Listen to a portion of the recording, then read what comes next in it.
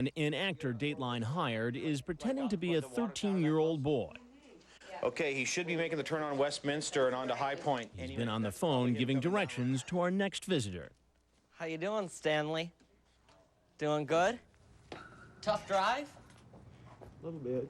He's 54-year-old Stanley Kendall. Using the screen name Stanamac12, he initiates a chat with a decoy posing as a 13-year-old boy. Just 3 minutes later, Stanamac12 says, "I would like to play if possible." The decoy asks, like what? Stanamac describes in graphic and very specific detail what he wants to do with the boy sexually. The decoy acts a bit shocked. Oh my God, I never have done anything yet. Would you like to? I don't know.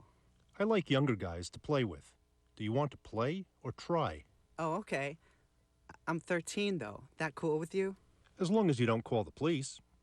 A little later, the potential predator sends a photo of his genitals and asks the decoy, Do you want to play with it? Well, only if you're nice to me, and don't make fun of me if I don't do something right. Of course, I can teach you by doing it to you. Ironically, it turns out that teaching is something the man now entering our house knows a lot about. Here, let me get you a drink. You thirsty? No? Can I pour one for myself? You mind? No? All right. So what do you think we should start with? What are you thinking? I don't know. It's up to you. So what was the lesson plan for tonight? I'm sorry. Sorry for what? I thought this was a joke. You thought what was a joke? I should have known better. What did you think it was? Truly a setup. And why would somebody try to do a setup like this? To catch people that shouldn't be talking to teenagers. People like you. Definitely. Well, no, this is the first time I've done this. The first time? With a underage person, yes. While he claims his fantasy of teaching a young boy the sexual ropes was all a joke, what he does for a living is nothing to laugh at. I teach math. And what grade do you teach? 6th, 7th, and 8th grade. 6th, 7th, and 8th grade. So you teach kids who are about the same age as the boy you thought you were going to visit tonight. Yes. That raises an obvious question. If you're willing to have a conversation like this and come visit a 13-year-old boy, what have you been doing with students? Definitely not this. And why should I believe you? Because I've successfully taught school for 23 years. Kendall says he has 4 children of his own, but hasn't seen them in years. As a parent, would you be okay with a 54-year-old man coming to visit a 13-year-old kid? Of course not. I honestly didn't think he was 13, and I thought about driving away when I saw him at the door.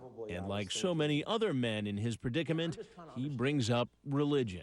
Probably I was thinking the part of me that's Christian was going to talk him out of it. So what part of the Bible tells you to say all this kind of stuff here in the chat? I'd love to suck, play and suck, play with, like and lick nipples and lick and you? Where is that in the Bible? Explain that to me. There's a human part. Is that the Old Testament or the New Testament? Neither. I am truly sorry. And I'm not going to be in that chat room anymore. I have learned my lesson. Well, I'm Chris Hansen with Dateline NBC, and we're doing a story on men who try to meet kids online for sex. I'm truly sorry. I have learned my lesson.